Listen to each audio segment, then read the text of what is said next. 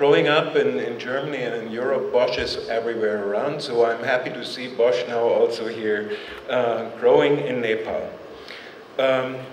I would like to focus in my remarks on something very specific with Robert Bosch. He was born in 1861, and he was number 11 of 12 children. And he came from a family which was not particularly rich. His father was a farmer, and he had a pub and a restaurant in his hometown. And young Robert Bosch, after 8 years of school, he left school, and his father asked him what to do. He said, I want to become a mechanic. So with the age of 15, he started his vocational training in Ulm, in southern Germany. He did his vocational training, and afterwards he did his, as we call it in Germany, Wanderjahre, the years where you walk from one city to the other and try to grab the most modern ways which are used in your science.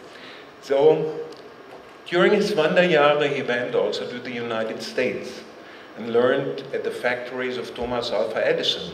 And he came back, and he was only 25 years old when he started this factory in 1886.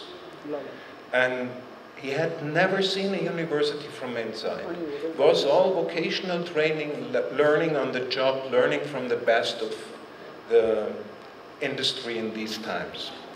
Already a couple of years later, the company was so successful, they opened the first shop in London. That was in 1898. A couple of years later, he was in Paris. He started his first production outside of Germany in Paris. He went to America, Pennsylvania, with a second factory. The company spread out over the world. In 1905, he was already in Cape Town. And in 1922, the first Bosch shop was opened in Calcutta. And from then on, the history of Bosch on the Indian subcontinent starts.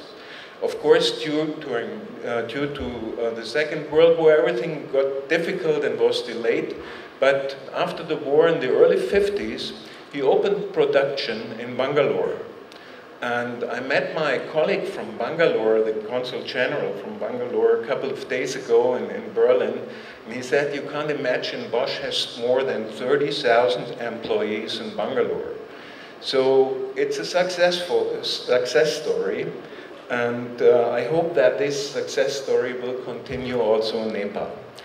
The idea of why mentioning his vocational training and the fact that he has never seen a university from inside came to me because Mr. Shrestha and the Lakshmi Group are supporting one of our most important projects. It's called Nepal Secretariat for Skills and Training. We started this year to send young Nepalis to Germany for vocational training.